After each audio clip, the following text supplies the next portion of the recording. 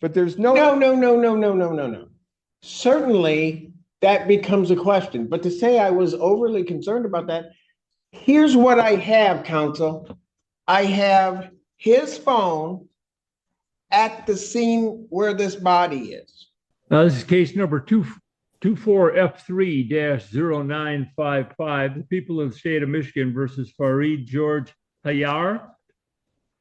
Am I pronouncing your last name correctly, sir? Hajar, yes, sir. Hajar, okay. Your Honor, good afternoon. Ryan Murad, PA3665. Yes, Your Honor, Jessica Blanche on behalf of the people. Counsel, how do you wish to proceed? Your Honor, with regard to the arraignment, we waive formal reading. Mr. Hajar stands mute. All right, so ordered. Now, Ms. Blanche, I'd like to hear from you on this one. I've read the bond recommendation, and I'm kind of interested in what you have to say here. Sure, Your Honor, we're asking for a $10 million bond in this case. We're also asking for a home confinement tether on release. The victim was found deceased in Northfield Township. Defendant took her body from Dearborn and dumped it in that township.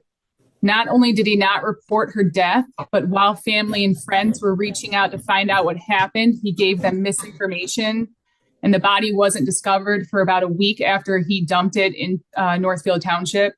This is an ongoing homicide investigation. There's serious concerns for the community. The defendant frequently travels outside the United States. We're asking that he does not travel outside of Michigan or the United States. We're asking for him to tender over his passport. I think it's already in police custody, but we'd like to keep it while the pending of this case is in place. We're asking for all standard bond conditions, drug testing if he is released to home confinement tether. And I believe that's it, Judge. Thank you so much. All right, thank you. Mr. Murad, what do you have to say? Judge, a whole lot. I'd like to tell you that Mr. Hajar is a 57-year-old resident here in the state of Michigan. He's a single father of two children. They all reside with him, along with his 87-year-old mother that is literally under his care. When visiting his house, I met with his mother, his sister, her husband, and his children. He has a plethora of family support on this particular matter. Additionally, I'd advise that he has 26 years of employment at the same job where he's the IT director for. He has absolutely no prior criminal convictions other than an operating while intoxicated offense, no assaultive criminal convictions, no capious history whatsoever that I'm aware of. I believe he's a model citizen, Judge. He's earned his PhD from Wayne State University. He's also earned his master's degree from Lawrence Tech, and he's also the president of Professional. Again, there's no capious history. He has a whole community supporting him in these allegations. And Your Honor, when I go through MCR 6.106 Section F, I think between A and I, every single one of those factors points to a personal recognizance bond for my client. Now, I understand that these charges are serious. And I think that in order to issue a cash bond here, the court's required to determine that a non-cash means won't be sufficient. And I can tell I know what I have to determine. Counsel, I know what I have to determine. Thank you. Thank you, Your Honor. I would only add here. Blanche, okay, go ahead. I'm sorry, Your Honor. I would only add here that my client has retained counsel and will surrender his passport. We have no objection to any GPS monitoring device, but I would ask the court for a reasonable bond in this particular matter. And he's not been charged with homicide, and it's been over 70 and a half hours since his arrest. All right. Ms. Blanche, your reason for the very high bond request was that the defendant poses a danger to the community. Can you explain that? I mean, is there some indication here that he's involved in the death? Because what the complaint says is he disposed of a dead body and perhaps chopped up a dead body. Well, the last time the victim is seen in this case is entering his home. She never left his home. And then you see him driving to our community where the body is dumped. His car is seen on video. His phone location is where the dump site is. And then after that, we discover her body. So the fact that she's last seen going in his house, she never comes out of his house, then he misleads police, family. During all of this, yes, Your Honor, there's huge concern here for what happened. All right, thank you. Mr. Murad, anything else?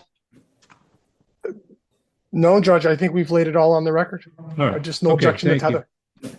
All right. Bond is set at $2 million cash or surety. The defendant, in the event that he posts bond, is to give up his passport, and he may not leave the state. And in the event that he is able to post bond at the $2 million cash or surety level, he is to be confined to his home with a home confinement tether. The probable cause conference in this matter is set for July 25th at 9 o'clock in the morning. Does that work for you, counsel? I'll make it work regardless, Judge. All right. Okay. Thank you. Anything further? If I may. All right. Thank you both. Judge, I'm sorry, if I may. Hang on for 1 second. Mr. Murad, did you want to add something? Yes, please. Can you hear me? I'm Your Honor? sorry. Yeah, it's like sitting in a barrel in here with the noise. So go ahead. Sorry, Judge. I would just only ask the court to consider reduction of what it's already ordered, only because I don't see that anything has been placed on the record that my client is a flight risk, won't appear, or has had any violent history. The court rule is clear on this, Judge. I'd ask for a reduction. That's why I asked Ms. Blanche, and she satisfied me that there is a potential danger to the community. All right. Thank you. Thank you. You may be seated. And I'm just going to give an admonishment. I'm not making any accusations or anything. There are a number of people in the courtroom. Any outburst, anything will not be tolerated. You will be removed. If you keep giving me problems, you'll be taken into custody. And there'll be no questions asked. I hope everybody is understanding. I think everybody understands. Court does call the case of the people versus Fareed. Is it Hajar? Good afternoon, Your Honor. The court please Mark Krieg on behalf of Mr. Hajar. And Ryan Murad, PA 3665, on behalf of Mr. Hajar, stand present to my right. Sir, please introduce yourself to the honorable court.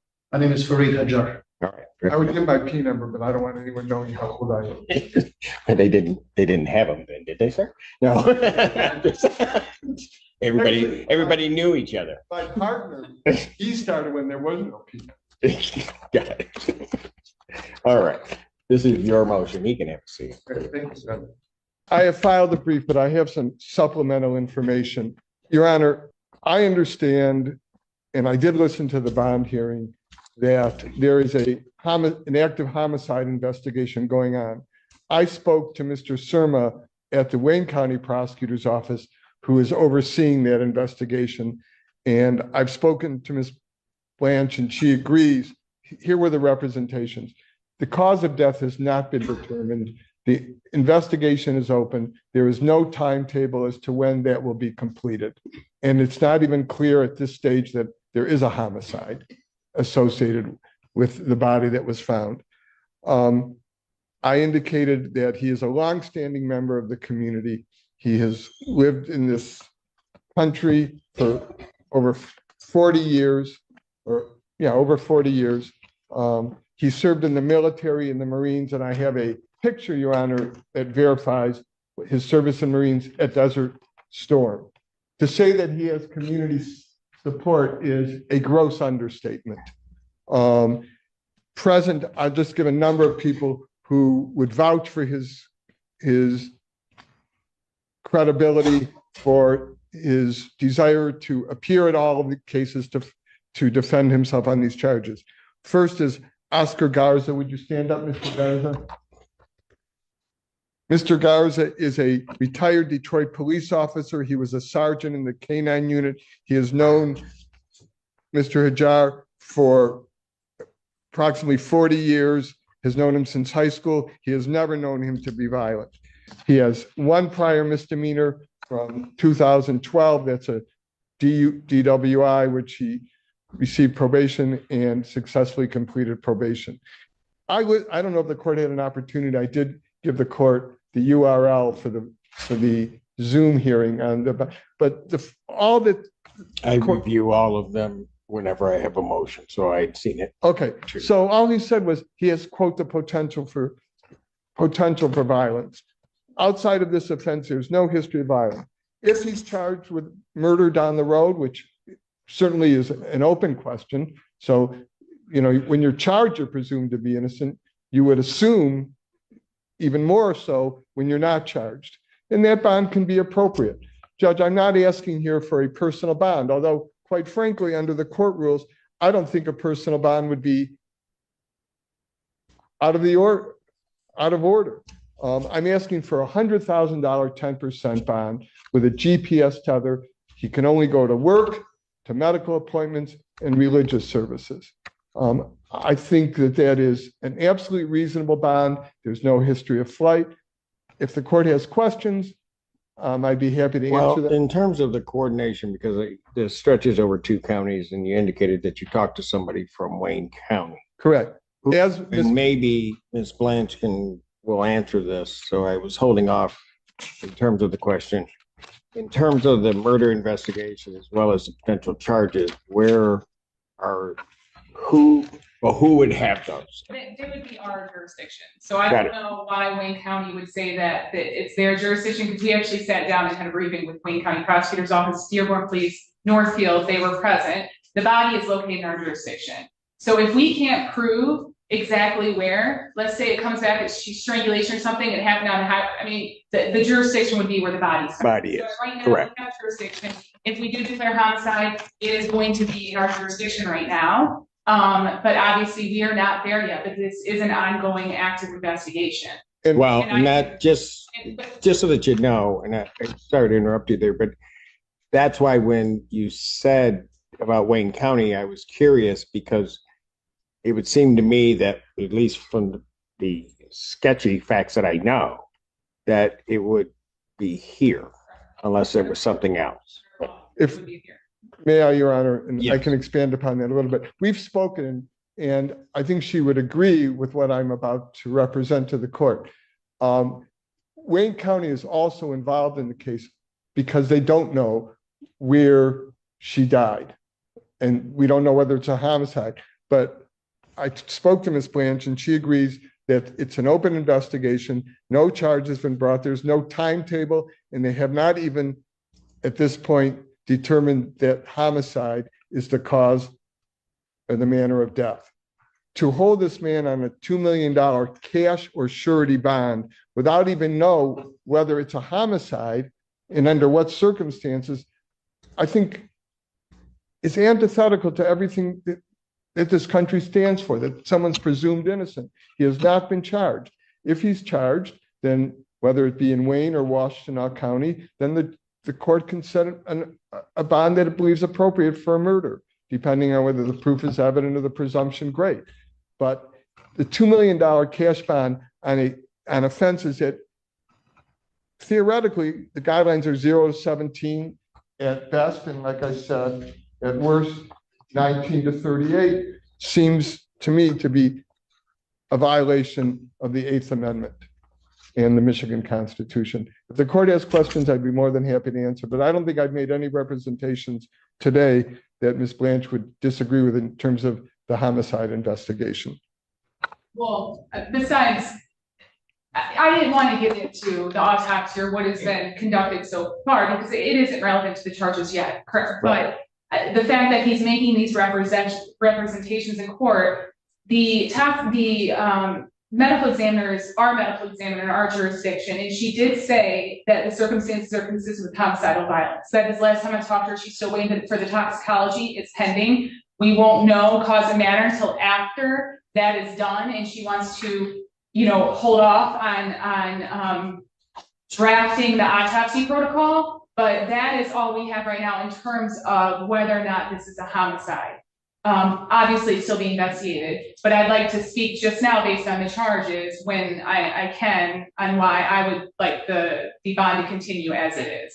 And if, Your Honor, homicide charges are brought, I will make sure he surrenders himself. Yeah, but counsel, if I were to have that preliminary finding, and I realize it's not a finding, but that this is consistent with homicide, then I have what was, at least from the documents filed by the parties, that there is some connection there. Why wouldn't I take that into account? I mean, what would be inappropriate, I guess, with the court taking that into account? What I think would be inappropriate is that he hasn't been charged and he's presumed to be innocent. But let's assume that you can take it in. I think a $2 million cash or surety bond is still excessive. I mean, I'm not, like I said, I'm not asking for a personal bond. I'm not asking him. Yeah, but counsel, what I'm getting at is you're indicating to me that there's no determination that it's a homicide. I was not aware that there was a preliminary finding. Right. I understand. I'm not saying that you're trying to misrepresent anything to the court. That by no means am I saying that. What I'm indicating, though, is that you want me to take into account sort of the absence of something where there's something going on and I now have something else, but you don't want me to take that into account. And I don't know that courts operate that way. Okay. So let's take that into account. Then I think a $500,000 10% bond would be reasonable, but a $2 million cash or surety bond, it's no bond at all. And even on a homicide, bond may be denied. There's a recent Supreme Court case, bond may be denied where the proof is evident of the presumption great, but does not necessarily have to be denied. You can get a bond on a murder case where the proof is evident and the presumption great. It's permissive as to whether you remand somebody. But on the charges that he's facing now, he's entitled by the Constitution, both of Michigan and the United States, to a reasonable bond. And for a case. So I'm hearing you, but I'm just saying the idea of what's going to be a reasonable bond is in a lot of ways also, you certainly laid out the factors in your brief, but it's also the circumstances and sort of context that I'm operating in as to what the reasonableness of that bond is. Okay. I mean, certainly that has to be taken into account.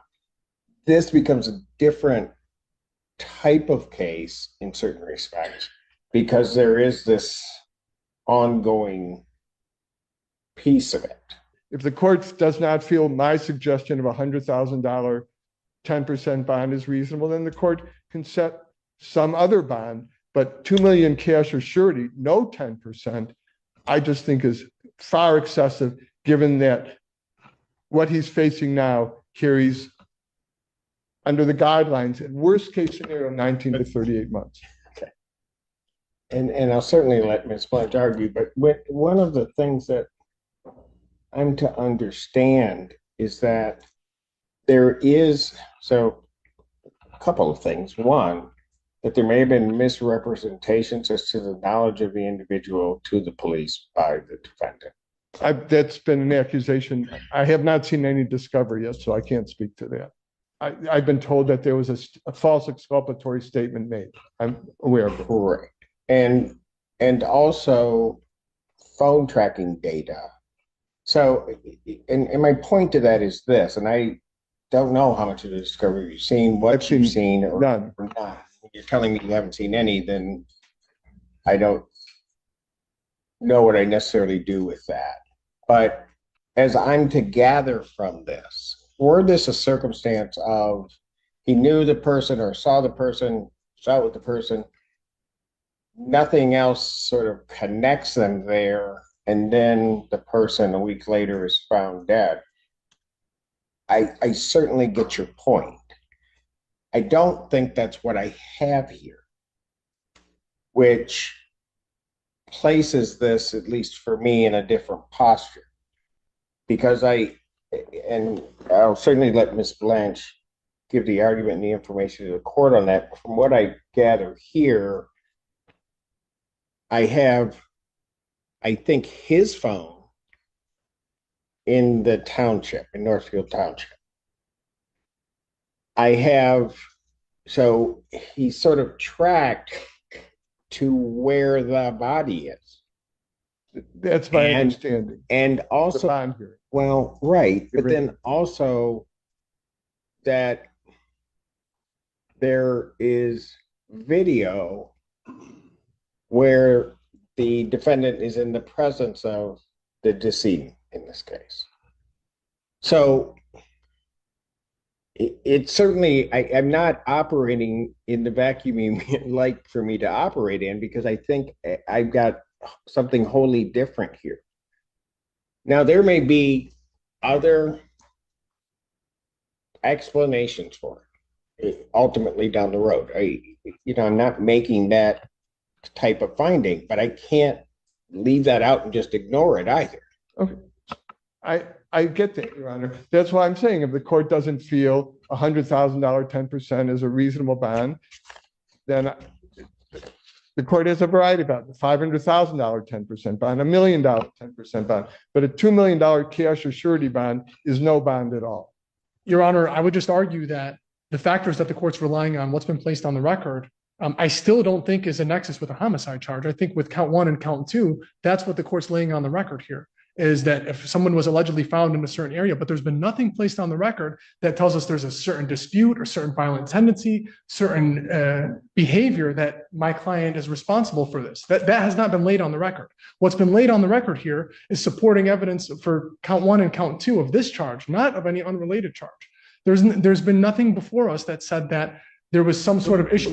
So let me just stop you there for a moment, because there's a bit of a problem. Why is that? Because yes, that's what you're dealing with at this point. But I think that goes to then ignore the fact that there is this continuing investigation into a homicide. And then with the information, just the brief information that was presented by the people, that what they're, at least the medical examiner, is seeing is something consistent with a homicide. So, and I'll let you finish your argument, but I want to make sure that you understand how I'm seeing some of this. And that is, if on the surface of it, something is consistent with a homicide, and then I have not just the defendant in the presence of that person, but then I have tracking data that would place him in the township near the body, I'm looking at something totally different. I get what you're saying in terms of the charges, but that becomes problematic, I think, from the court in terms of the setting of the bond and release conditions, because this is something that is fluid. So go ahead. And also, just to finish off, Judge, I don't see that anything's been placed on the record, despite everything that's been placed on the record, that a GPS tether, any sort of confinement provision with that 100,000 10% would not be sufficient to protect any community. I mean, he's hired attorneys. He's going to be confined to his home. He's going to have to put up money. I mean, we have almost this entire community here behind us. We have his 87-year-old mother who lives with him, who he's caring for. He has his 2 children. I mean, his ex-wife. I've never seen an ex-wife come and support any of my clients, Your Honor, in court. So I think we have the community. You just don't know the good ex-wives. Go ahead. My ex-wife came to my I don't know. My ex-wife came to my second wedding. And just to finish this off, Judge, Yes. I'm not sure how many times the court hears this, but I've met with Mr. Hajar. I've met with his lovely family. I really, really think that this is an amazing person. I think he's going to adhere to any of your conditions. I understand that there's a serious situation going on, but as it relates to bond, I don't think that that anything's been placed that tells us he's going to violate a confinement provision or that he won't surrender his passport. He's willing to do all of this, Judge. And we have no problem with him doing this confined to his home and paying at least $10,000. But I'd ask the court to just keep that in consideration when ruling on bond. Ms. Blanche. Judge, obviously the victim is deceased in this case. This was called in as a missing person. Her last phone location was at the defendant's house. They went to go question the defendant. He said he doesn't know who this person was. And then they started gathering his coordinates of his phone along with video. And based on the video, the victim's last seen going into his house, she never leaves. His car I think it's early in the morning, you see his car lights come on, off, and then you don't see the defendant leave his home until later the day when he tracks up to Northfield Township, and her body is located in the place that his phone coordinates and his car. There's video, different places up in Northfield Township where he's roaming around, and her body is then discovered a week later. So she's last seen going in his home, she never leaves, and then her body is recovered a week later up in Northfield Township.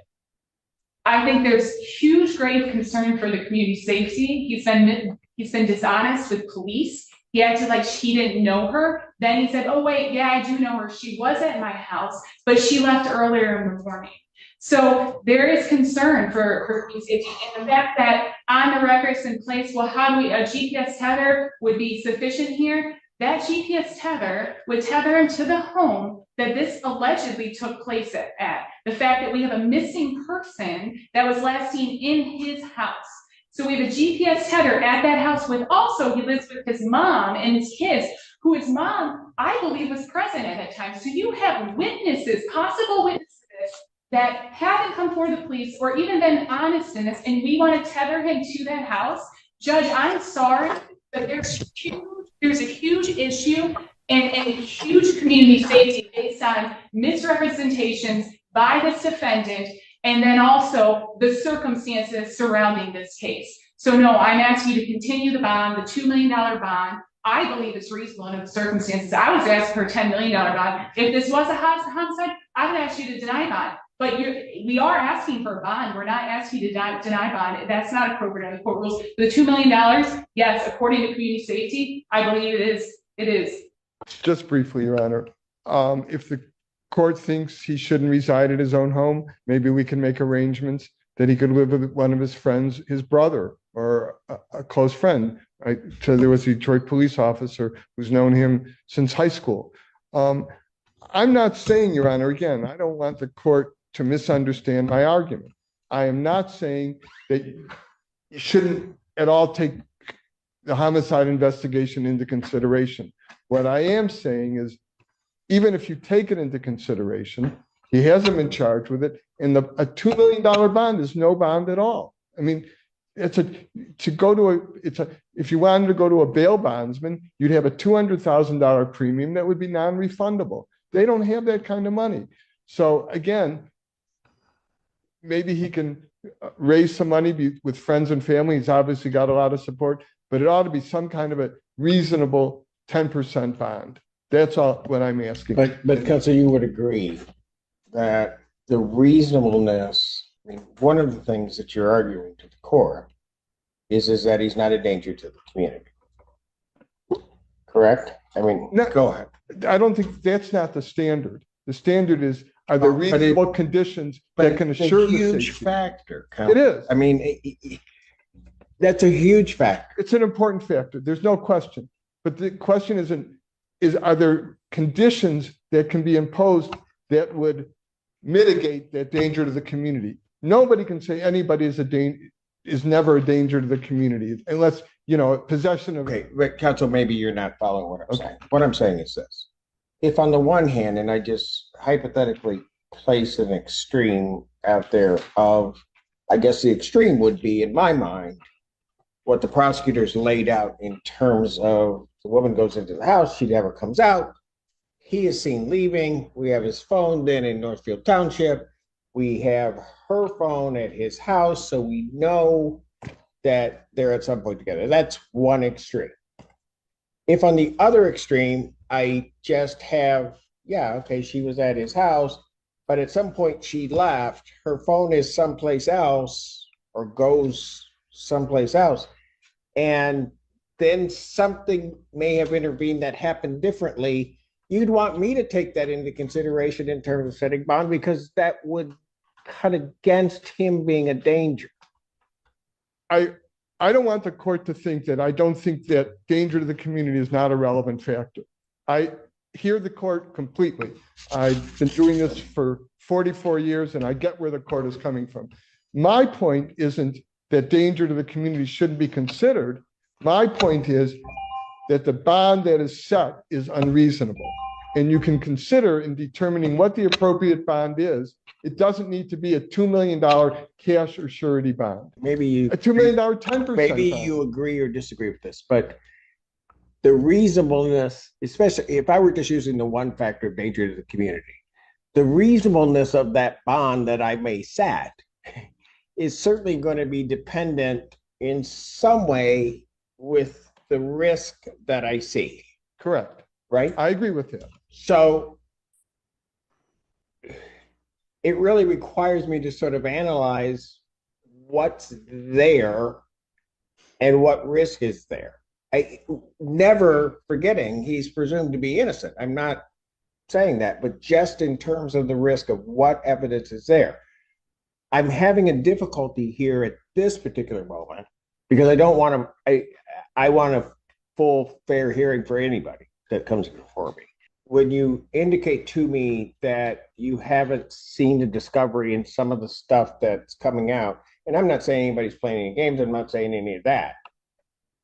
I would just like the full-fledged argument. There may be a reason, if true, and I have no reason to doubt it, that her phone tracks to his house, which may be inconsistent with statements that he's given.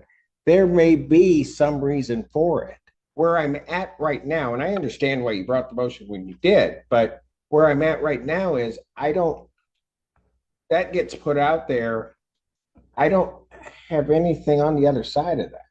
And there may be, and it may be unfair for me to be looking from you if you haven't seen even the preliminary parts of the discovery. The only thing I know is what I listened to at the arraignment and the bond hearing at the arraignment. But let's assume let's say this was a murder, which it's not at this stage, and the cause and manner of death have not definitively been determined. I think a $2 million, 10% bond would be reasonable. So what I'm saying is the court should not have to punish him and make him pay a premium of $200,000 that is not refundable. So make it a 10% bond, Your Honor. I don't think this court gets in the business of punishing people with bonds. We just don't. But again, counsel, sometimes the prosecutor thinks maybe the court's being too lenient. We're letting people go because of the bonds that we've set. Then there's defense attorneys that get all upset with us saying we're trying to punish people by the bonds that were set. I can tell you every judicial officer in this court, and I know certainly for me, I'm looking at a number of different factors.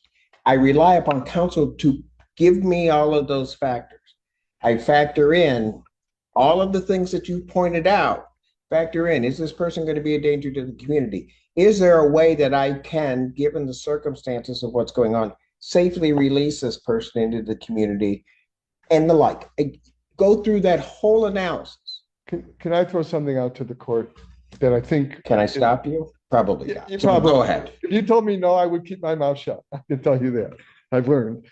Judge, the difference between a $2 million cash or surety bond and a $2 million 10% bond, the only difference is either way he has to put up $200,000. Either way he has to put up, but one is refundable and one is not. And even the $200,000 10% bond, the court keeps $20,000 of that for administrative costs. So all I'm saying is, Judge, if you're going to make him post $200,000, if he shows up, which is certainly isn't chump change, $200,000, that is a significant bond, and he forfeits it if he violates it in any way. And if the court feels that he should live with his brother, who would ask as a third-party custodian, so be it. But I'm asking, Your Honor, that all I'm saying is, even when you consider the homicide investigation, that a $2 million cash or surety bond is excessive. That's my argument, Your Honor. And whether... Well, you just said two things to me, because I'm trying to figure out, and I want to make sure I'm getting your point. I understand you're saying that it's excessive. You're also making the argument, I think, that even if the net dollar amount's the same, that when all's said and done, somebody, whoever would put that up, would like to get some of it back. Well, the bail bondsman doesn't get it back. Oh, I know. I am aware of that. But also, the difference is that he could possibly raise $200,000 with the understanding that he's going to show up. These people trust him. They would loan him the money. But with a bail bondsman, he'll never see it again. And nor will the friends and family that are willing to chip in to post the bond. He does not have $200,000. I mean, I've been doing this for 44 years, shown this kind of support at a bond hearing, ever. I mean, he's got strong ties with the community, he served his country honorably, put his life on the line in Iraq.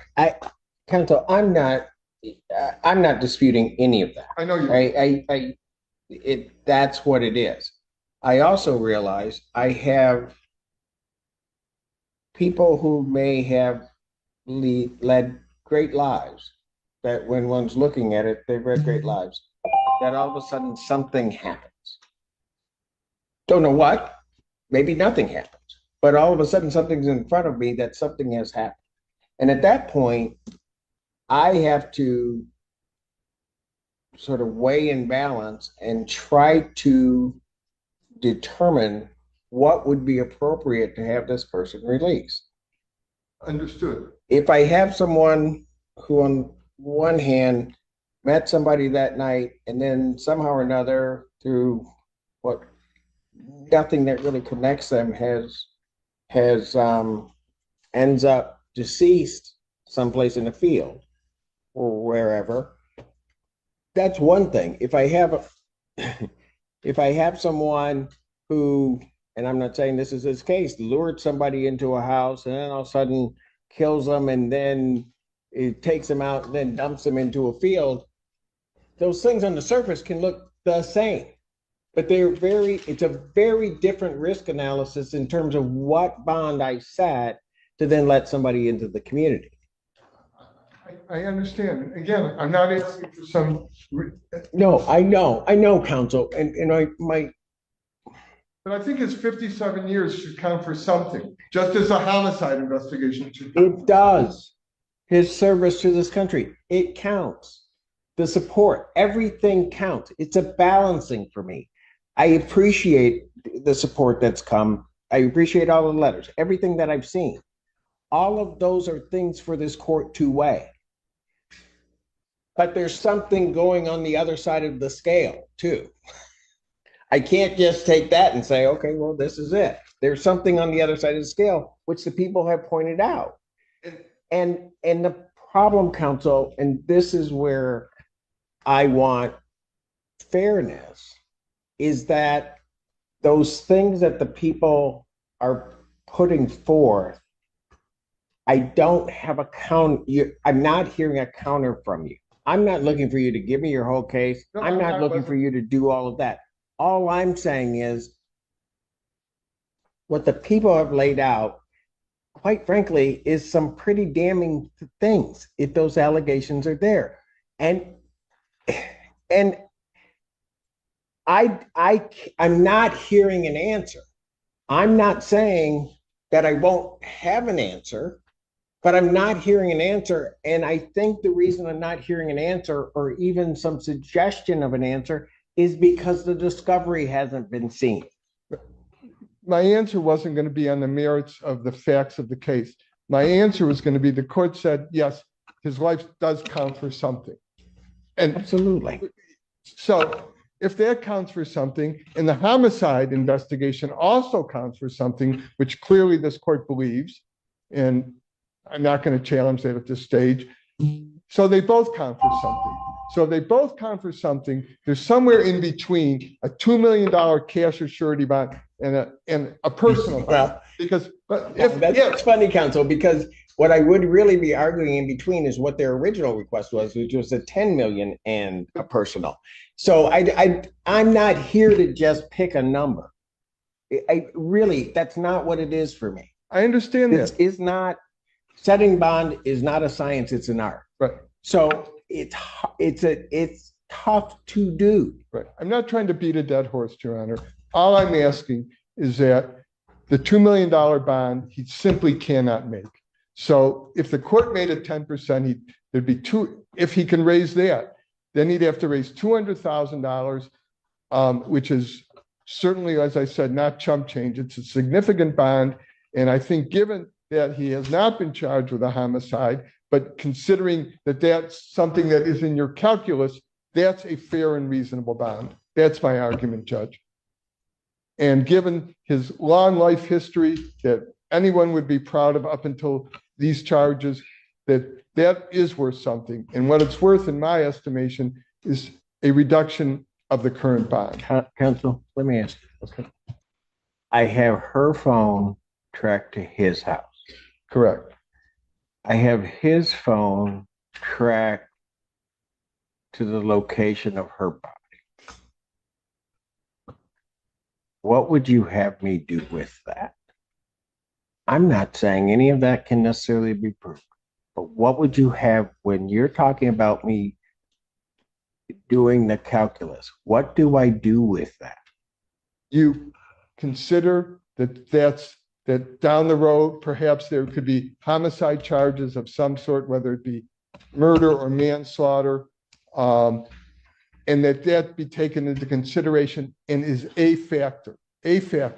But there are also other factors that I think can assure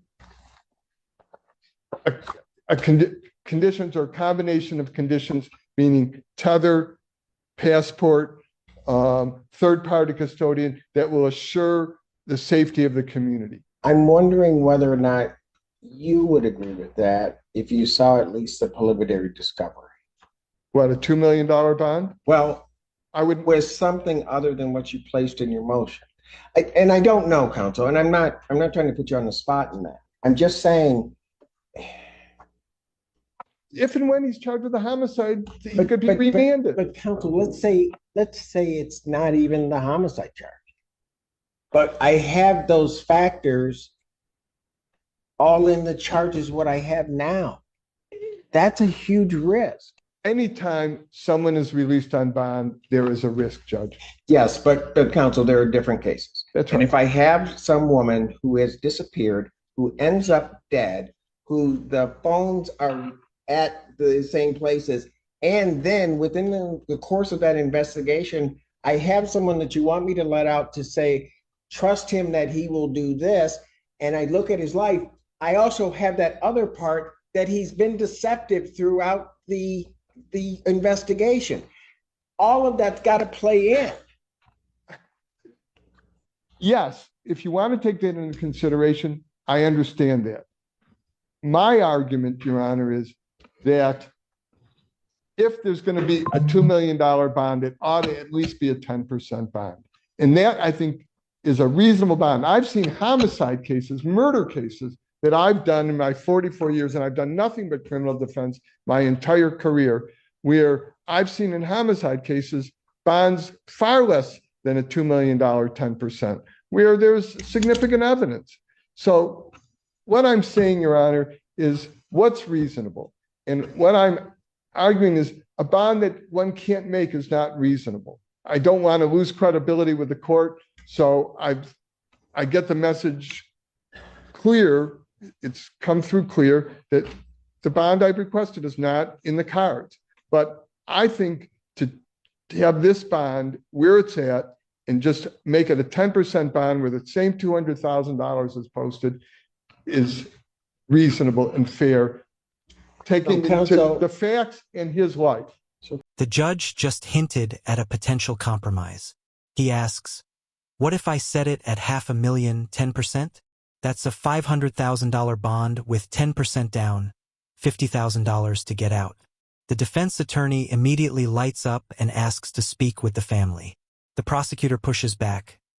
He says this bond is unreasonable, but then says it would be reasonable if it was 10% so he could get his money back. That means he has access to the funds. There's no case law that says the magistrate was unreasonable. The judge then takes a recess so the defense can talk to the family about whether they could raise that kind of money. When they come back, the defense says the family thinks they could raise $200,000 for a 10% bond on $2 million. But the judge isn't ready to rule. He adjourns the decision to the next hearing, giving the defense time to review discovery. He says, I want to look very closely at some things. This is a judge being careful, and that's exactly what you want in a case this serious. Counsel, if I set it at $500,000, 10%. I don't think that's $500,000, Judge. Oh, I can do math. Yeah, I get it. That's. Can I speak with the family for a minute, Your Honor? See, this is the issue because he's saying this is not a reasonable bond, but he also in the same breath says it would be reasonable if it wasn't a surety so they could get the money back. So we can bring them. We can provide the money to release him, but we want it right back. So that's why it's unreasonable. So he does have access to the funds clearly to be able to actually pay the bond.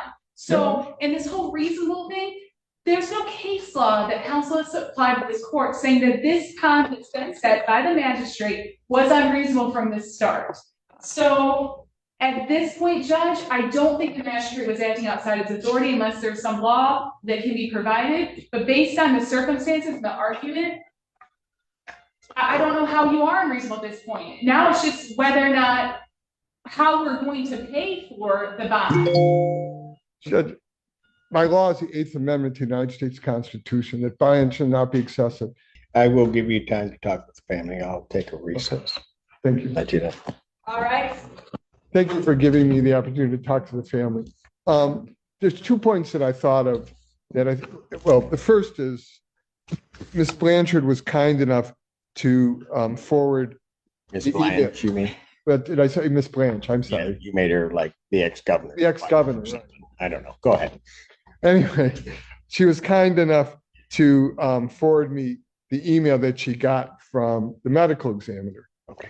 And what it says, yes, it does say a skeletal trauma, and I'm sorry, it says a skeletal trauma analysis will be performed this month. Toxicology is pending.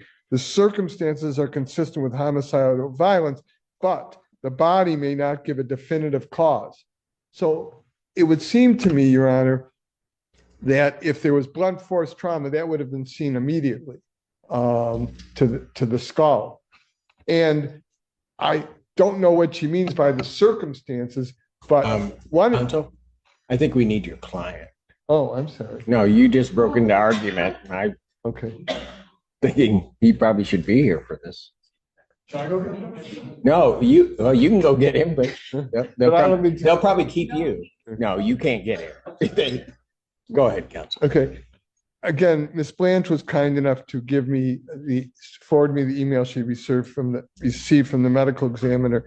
And it says the body may not give a definitive cause. And it says toxicology is pending. I mean, this could have been an overdose. We just don't know. But what to me is important is that the skull she was able to examine, and there's no statement in here that it was the result of any kind of blunt force trauma. The second thing I wanted to make a point of, which I think is really, I thought about this after the court granted us a recess for me to talk to the family. I think on one level, having to borrow money from friends and family is more a guarantee of an appearance than if you paid a bail bondsman, because this is his family, and he'd be letting down his friends and family that are willing to post the bond because they have faith in him. I don't know that I really fully understood, or at least I thought I did, but did the court ask about a $500,000 10% or $5 million? Well, you were making the argument about getting money back and the like, and sort of balancing that against the something to guarantee his presence. And at least in my mind, that's what I was certainly. And so that's what I put that out there as you were arguing about the payment of the $200,000. Anyway, if the court was inclined to raise the bond to something higher than $200,000 with a 10% provision, that would certainly be less onerous than a $200,000 cash bond. The bond I suggested, which the court obviously doesn't agree with, I thought was reasonable, but even it's going to be difficult. They don't know whether they can post a $500,000 10% bond. They would certainly try, but I think they could post a $2 million 10% bond. So with that being said, that they could post a $2 million if it were it would take some. Pardon? If it were 10%, Yes. it could be posted. Yes, the family could. They think they could gather enough money from friends and family to post that kind of a bond. And like I said, I think it is more of an assurance if he's indebted to his friends and family than to a bail bondsman who he has no connection with. And I given that they may never be able to tell the cause of death, and certainly I understand where the court's coming from, that this could be a homicide. And if it is, then obviously the bond may change. But it's not there yet. And, you know, in this country, we are presumed to be innocent. So I think the $200,000, Counsel, believe me, I know you do. that is not, You just are worried about. it the is danger. not lost on the court. I know. That whole concept is not lost on the court. Okay. But what also is not lost on the court is the other pieces that are there that aren't necessarily being argued. I understand it hasn't been charged. I also understand that people can't charge a case until they have enough there to charge.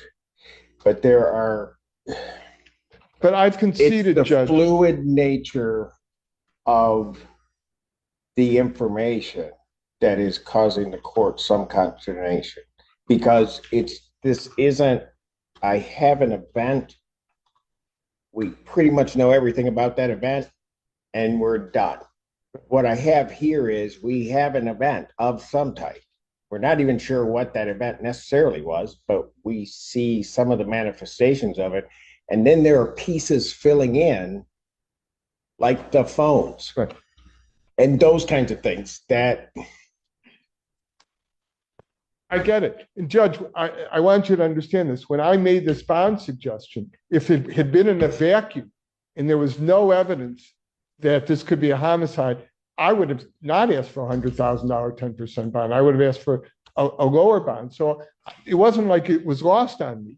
No, I know. You know, that's why I didn't ask for a personal bond, because I do understand how the court might want to consider that there's an open homicide investigation. But again, my point is not that it's irrelevant, because I don't think it's irrelevant, and I don't think I've ever suggested that it's irrelevant. But what I do think is that it's relevant, but so is the life that he has lived that anybody would be proud of up until this point. And so again, if it's a $2 million 10% bond, the family thinks they could raise that. If the court thinks that a higher bond of a 10% is necessary, obviously we have to defer to the court. Ms. Blanche, anything else? I feel like I'd just be belaboring all the points I made before, but I am, like I said, concerned with community safety based on the fact she was last seen with him. She's found dead, and he's tracking up to Northfield. That's a huge concern. And even if it came back that she overdosed, he didn't even call. If that was, let's say that was the benefit of the doubt for best case scenario.